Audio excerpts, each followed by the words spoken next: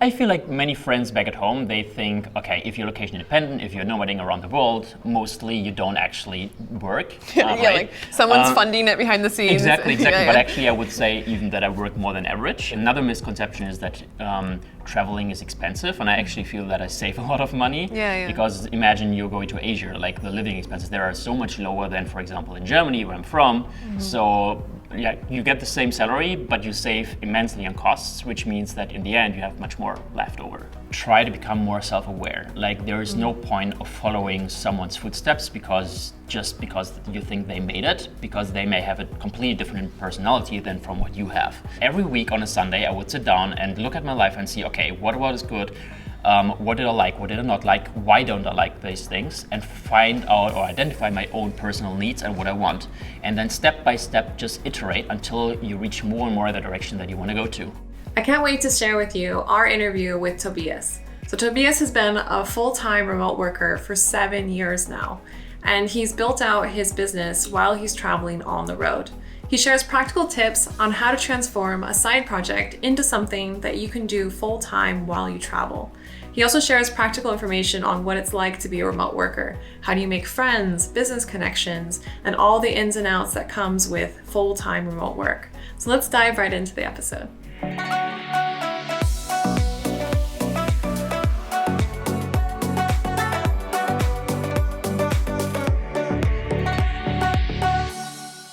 Before we get started, we just want to give a shout out to Office R&D, who is our sponsor on today's episode.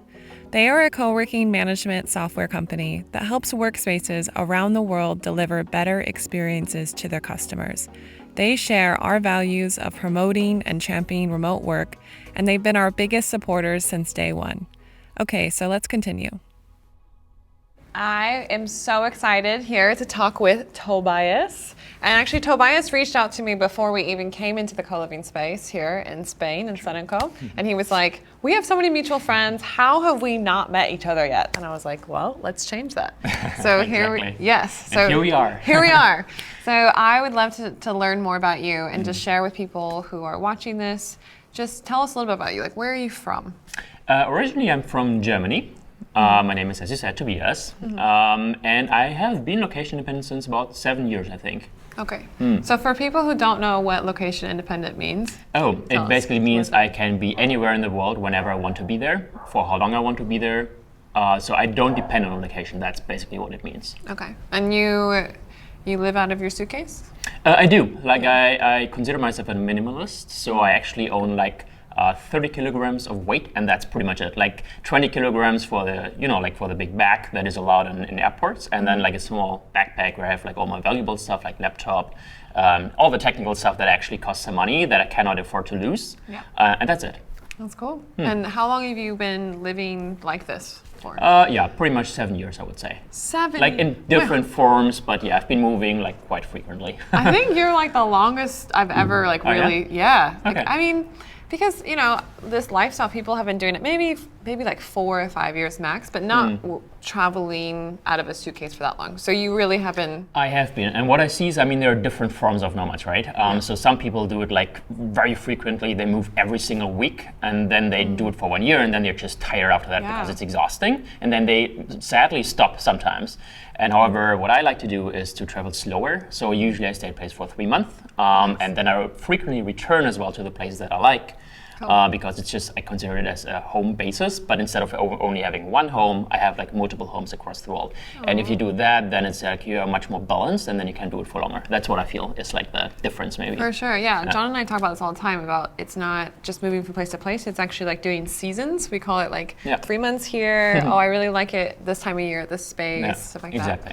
So we're here at Sun & Co. in I always pronounce the name wrong. How do you pronounce it? Javier. There's a J in there, but you don't pronounce it. So we're in Javier, Spain, by the sea, and at a place called... And something just exploded in our background.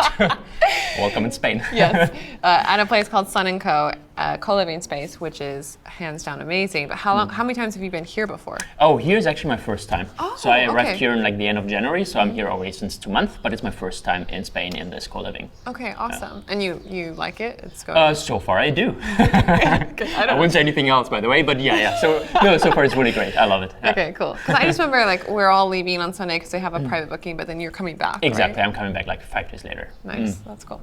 Okay, so for everyone who's super wondering how the heck you're able to travel for 7 years, how do you pay your bills? I have a job and I actually work quite a lot. It's not like, because I feel like many friends back at home, they think, okay, if you're location independent, if you're nomading around the world, mostly you don't actually work. Right? Like someone's funding it behind the scenes. Exactly. But actually I would say even that I work more than average. So I do consult companies in conversion optimization, which means that basically if you sell something online, like a product or a service, I come in and I'll help you to sell more, basically, by improving the user experience on the website so that they find what they're looking for, by defining like what kind of data should you look at, running a B test, and this sort of stuff. And this, I do this for multiple clients, and it pays well, and this is how I can afford my life. And also like another misconception is that traveling is expensive, and I actually feel that I save a lot of money. Because imagine you're going to Asia, like the living expenses there are so much lower than, for example, in Germany, where I'm from. So yeah, you get the same salary, but you save immensely on costs, which means that in the end you have much more left over. Cool. So one question I have is that your own company? Did you start that? Well, I am self-employed. Yeah. Self-employed. So you're did one day you wake up and you're like, I'm going to do this on my own and this is what we're doing? Not at all. How did you get there? Not at all, and that is actually an advice that I would give people who want to start leading this lifestyle. For me, it was like a stepwise process. So at the very beginning, I was actually employed for like 3 months, and then it changed somehow. Then I became a freelancer for another company, but pretty much worked for only one company as well. Then at some point, I started only like negotiating for 4 days a week instead of working 5 days a week. Then at some point, I had like home office. Then I was away for like a couple of months and was working from somewhere, but I committed to come back to the place again. And eventually, like step by step, I became location independent. And then I just started as well, like working for multiple clients to become more independent of the one specific client. So, excuse me. Yeah, that's just like a stepwise process. That's cool. And that makes a lot of sense to diversify your clients so that if one client goes out, you don't have to go home. Exactly. Right? It's just like a safety net. Yeah. But how do you find clients when you're on the road? I think that's something everyone's probably wondering. Yeah, that is a big topic among all the freelancers that I'm meeting. Personally, like I don't necessarily believe in that you have to build a website for yourself to market yourself. Like for me personally, it's all about contacts. Like word of mouth is like the strongest trust factor you can have.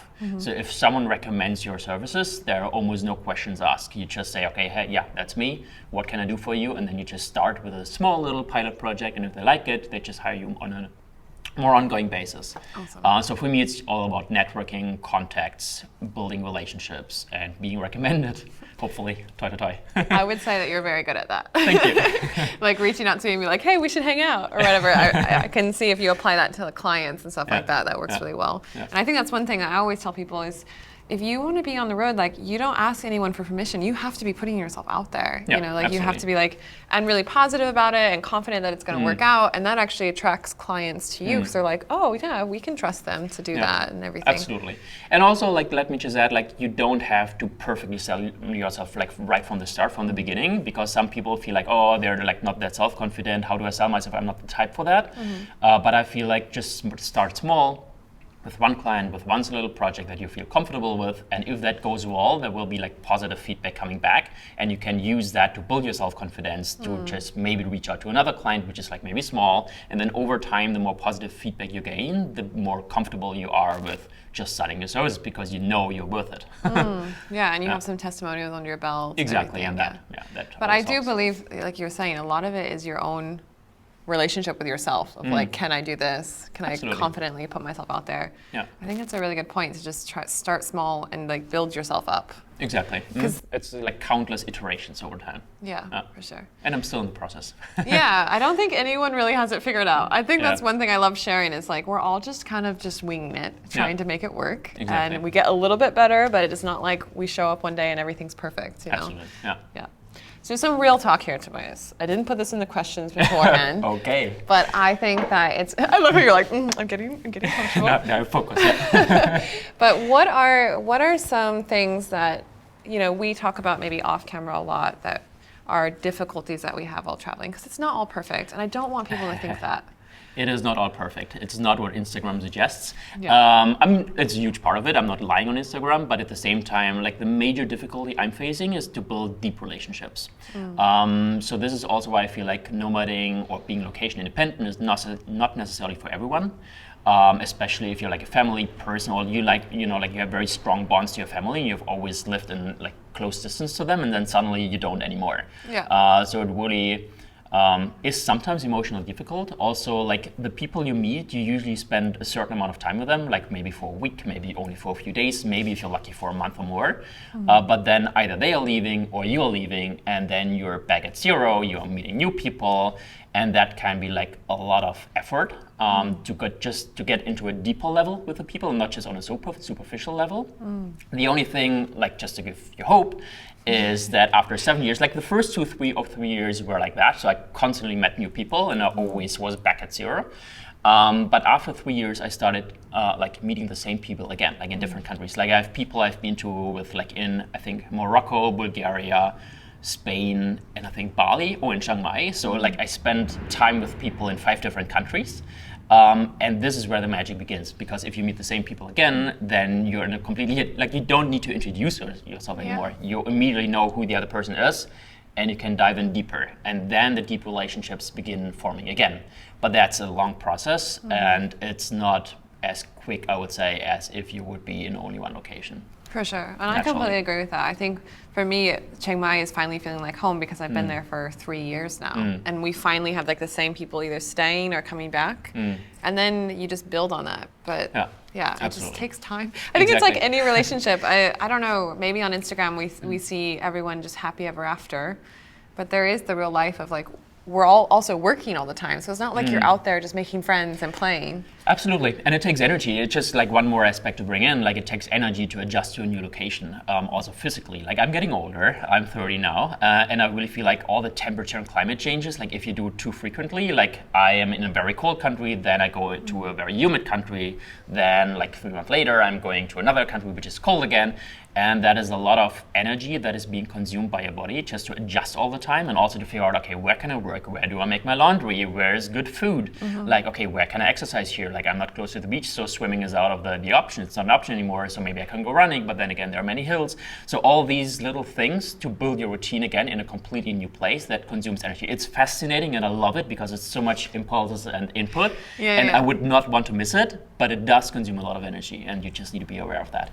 For sure. I mean, I was talking to a friend the other day, and we were joking that we don't really want to tell a lot of people this, but sometimes traveling can feel like a full-time job just in itself. Like all the planning you have to do, and you know, you're readjusting, but you're also trying to work and everything. And I would never say that to a lot of people because I don't want people to think I'm complaining. I'm not complaining at all. I'm so grateful, but it's still exhausting sometimes. Exactly. And this is why you have to find your personal sweet spot. Like this is why exactly the reason why I'm staying for 3 months, just to have like 2 weeks at the beginning to adjust, then 2 months that I can fully focus in my routine, then 2 weeks to plan the next trip. And also I'm going back to the old place that I am already familiar with, right? So Morocco, for example, I'm going there for the 4th time this year. Wow. And I love it, and I know immediately I will be in my routine, in my zone, exactly, because I already know the place and I love it.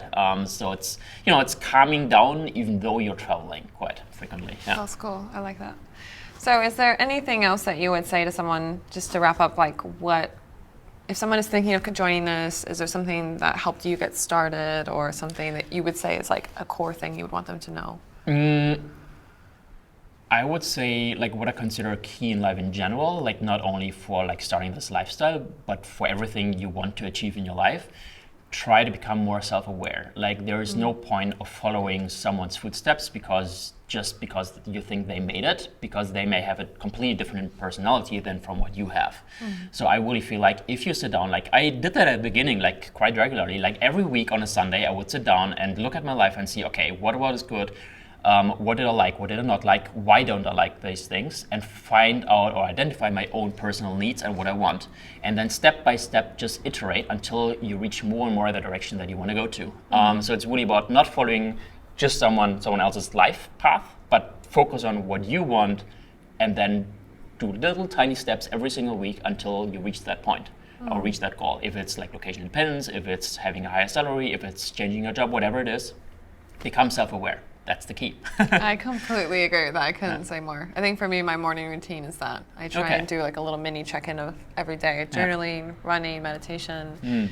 And I know that the days that I miss it, I am a different person. Oh, wow. Okay. I don't know if you've seen me in the kitchen. Some days I'm like, I just need my coffee. And some days I'm like, hi, how are you? Those second versions. Quite different. Yeah, like the second version is when I've like given myself that self-awareness time and everything. I see. Interesting. So, okay.